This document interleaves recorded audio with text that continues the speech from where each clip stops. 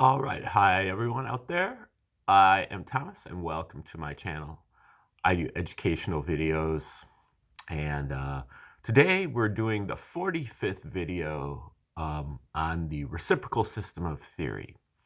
This is a theory from Dewey B. Larson, who derived it back in the 20th century, starting way back in when he had revelation of sorts back in about 1930. He took him about 25 years to develop the theory to the point where he had it boiled down to two fundamental postulates. Then he took those two fundamental postulates, and from them, and from nothing else, he derived an entire theoretical universe that is really a theory of everything. He has books on astronomy and astrophysics and physics and chemistry and kind of every aspect of all those things. And then he has a couple of books on economics. We're looking at his final book right now, which is on metaphysics. It came out after he died. He died in 1990. This book came out in 1995. And, some of Larson's adherents poo-poo this book because they feel like these are just his private writings. He would have never wanted these to be published. He's a scientist. He doesn't talk about metaphysical stuff. He doesn't talk about religion. He doesn't talk about psychology, and he doesn't get into all that stuff. Hard to say. I think that if Larson thought that he had a theory of everything, he would have wanted to have his opinion or his findings known about all kinds of different subjects. Maybe he wasn't quite ready to publish this, but I think he would have wanted it to be published. Anyway, we're going to look at, today, we're starting with chapter 11, and that is called Information. First, we're just going to get a little background again. Larson's first and most important fundamental postulate. The physical universe is composed entirely of one component: motion, existing in 3 dimensions, in discrete units, and with 2 reciprocal aspects, space and time. Okay, so he starts with that. Second postulate: the physical universe conforms to the relations of ordinary commutative mathematics. Its magnitudes are absolute, and its geometry is Euclidean. Those are more kind of baselines. One of his revisers, after he died, a few people have attempted to carry on his work, and one of the probably the greatest of his successors, who just recently died as well, Bruce Perret, would change that Euclidean geometry to projective geometry, which is not really a correction as much as a generalization, because Euclidean geometry is actually a subset of projective geometry. So he's just kind of expanding the scope of the reciprocal system there. Okay, now we're going to just start and read the first couple paragraphs here on his chapter on information. Now, just remember, we just got through these 3 chapters that were all on communication: communication general, communication local, communication general, and revelation. And these are all talking about we're talking about messages, communications that we are receiving from sector 3. And now sector 3 he's got 3 sectors. The speed of light is the boundary. Okay, Einstein says the speed of light is the max speed, but for Larson and the universe of motion, it would only make sense that the speed of light, or the speed of something, but in this case, the speed of light is the midpoint or the neutral point of the universe. Half the universe is moving slower than the speed of light. He calls that the material sector. Half the universe is moving faster than the speed of light. He calls that the cosmic sector. And so he calls this sector 1.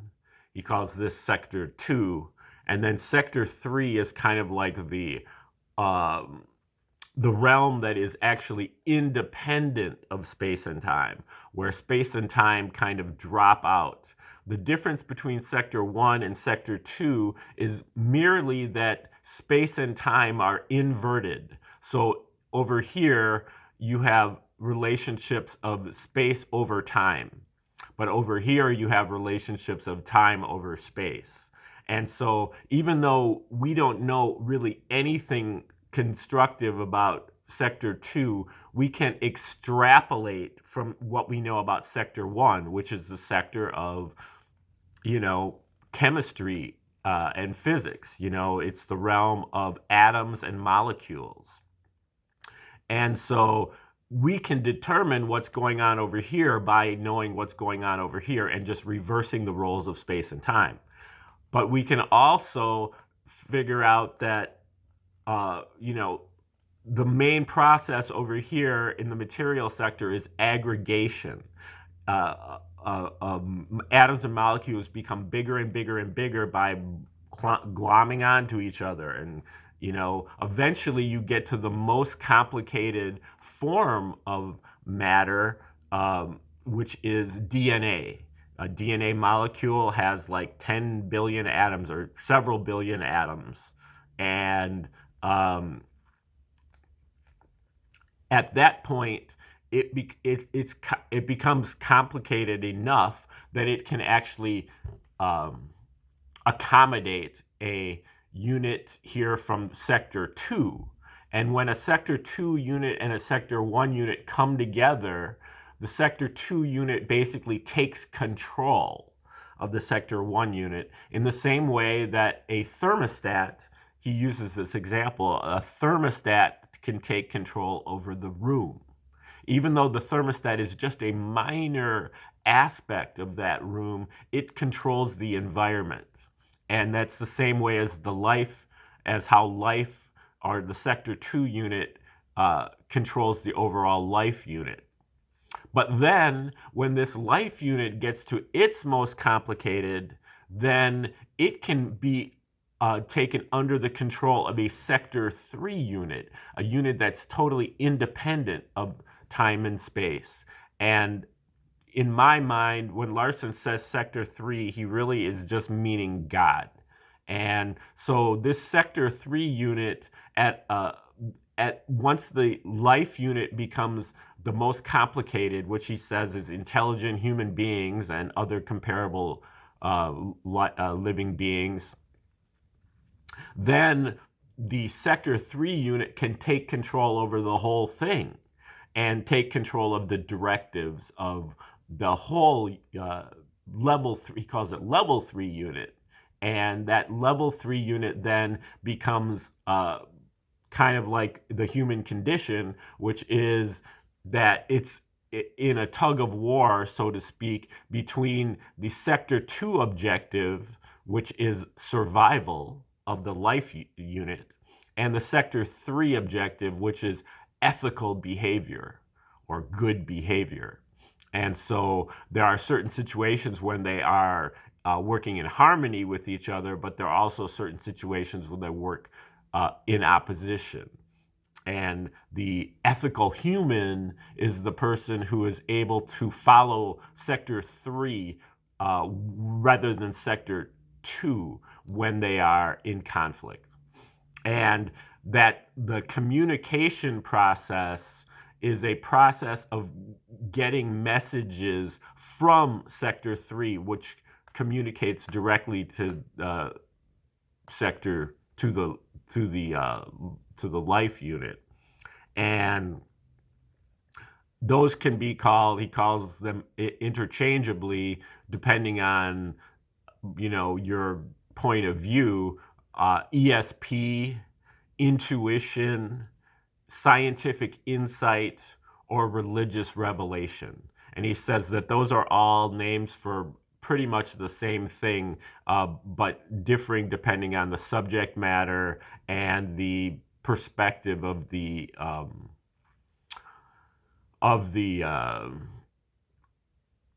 human. Okay, so now we're talking about information in chapter 11. The function of the communication processes that were discussed in the 3 preceding chapters is to transfer information from a source to a recipient. Much of the confusion and controversy that exists in certain philosophical fields is the result of a failure to distinguish clearly between these several aspects of the process, or between them and the process itself. We have already seen in chapter 9 how many of the criticisms of the concept of intuitive knowledge are based on a misunderstanding of the nature of intuition, in which this phenomenon was viewed as a source of information rather than its true status as a transmission or communication process. So we had a tendency to see intuition as a source rather than a transmission. Okay, now communication necessarily involves a source as well as a receiver. If the messages, the sense data, are real, then the communication system that handles them must also be real. Thus, the reality of the external world as an aggregate of sources of information is established as soon as the true nature of the sense organs is recognized. It is true that we apprehend mentally, that what we apprehend mentally is something different from the information that is brought in by the communication process, the raw sense data. When we see a tree, for instance, the information received by our sense of sight is not that a tree exists at a certain location. It is actually nothing more than a pattern of electromagnetic radiation. But all information that we receive through the senses is put through a further process in which it is correlated with other previously acquired information. Our conclusion that we see a tree is not based on the radiation pattern alone, but on the significance of that pattern after it has been subjected to the correlation process. It is possible, of course, that the message as we receive it may be wrong. In semi-darkness, for instance, what we see as a tree may be something else altogether. Furthermore, even though the sense data may be received accurately, they may not be adequate to support the conclusion that we ultimately reach.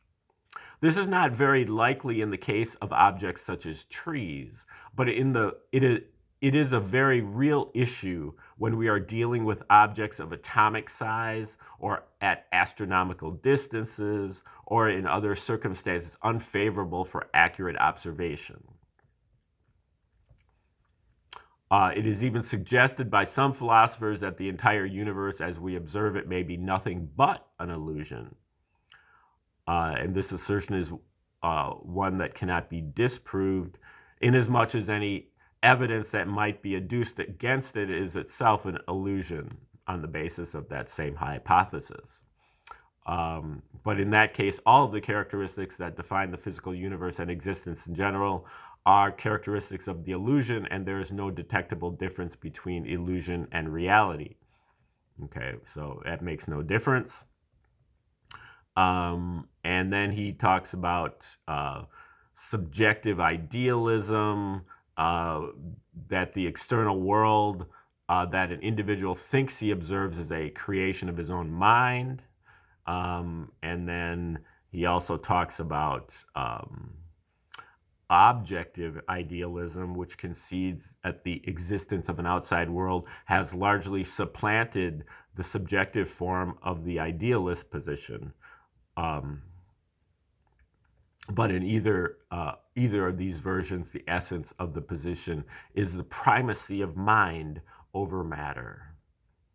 And Then he also talks about the alternative to that, naturalism, in which matter has primacy over mind.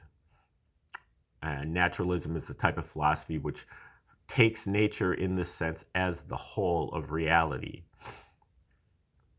The findings of this work are, of course, in direct conflict with the idea that the universe of space and time is the whole of reality, and we must therefore reject naturalism.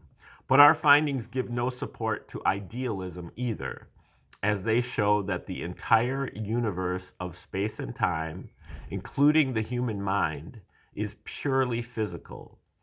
We find that there is an existence independent of space and time, but it is also independent of the human mind. According to the reciprocal system of theory, the physical universe, the universe of space and time, is a universe of motion, one in which everything that exists is a motion, a combination of motions, or a relation between motions. Motion is the reality of this universe. Any motion is just as real as any other motion. Ordinary matter consists of motions that are spatially related to each other. We may therefore define an aggregate of such matter as a system of regularities in space. Once such a system is in existence, it may acquire motions of a different kind, motions which are related in time rather than in space. Some of these motions are commonly called processes, and for present purposes we may use this term as a general designation for the whole class of motions. An aggregate of processes is then a system of regularities in time. For example, the Earth is an aggregate of matter. It is also an aggregate of processes. It rotates, it revolves around the sun, it accompanies the sun in a revolution around the center of the galaxy. It participates in whatever random motion the galaxy may be undergoing. It participates in the recession of the galaxy from all distant galaxies, and it has various minor motions such as the precession of the axis. Now, I just have to stop right there. He's accrediting science, and he's stating it as if it is a fact. I personally have not seen enough evidence to figure out that the Earth rotates, revolves around the sun, accompanies the sun in a revolution around the center of the galaxy, participates in random motions, participates in the recession of the galaxies, and has various minor motions such as the precession of the axis. Those things are what science has found so far, but I'm not personally satisfied that those things are true. They may be true, I'm open to those things being true, but there are other alternative approaches to those different problems. So now, if he were able to come up with these, that they actually came out of his theory, that he was able to derive this from his theory, then I would say he's on much stronger ground. But he's just pretty much importing what he's learned from science into this and stating it as fact. And I find that problematic because that's the purpose of what he's doing, is to challenge the scientific viewpoint on things. But in certain situations, especially having to do with evolution and with astronomy, he kind of just takes the scientific viewpoint and incorporates it into his theory as being axiomatic. Okay, so going on, in conventional thinking, these motions are not regarded as part of the earth. They are looked upon as something that the earth does. Our findings are that what an object such as the earth is and what it does are both systems of motions, and they are equally entitled to be considered as part of what the earth is. However, we will need to distinguish in certain contexts between the two aspects of the totality of Earth or any other object, and for convenience, we will therefore continue to use the terms is and does in the conventional way, and we will designate the entire aggregate of motions as an object of motions of an object as what that object consists of. On this basis, the earth as a whole consists of what it is and what it does. If the earth could be separated from its environment and turned over to a group of scientists for examination as an aggregate of matter, these investigators would find nothing at all that would account for many of the conspicuous phenomena that are observed when the earth is in its usual condition. The alternation of light and darkness, the tides, seasonal variations of temperature, and so on. Okay, we will get into this next time, starting from there. Have a great day, and hope to see you soon. Okay, bye.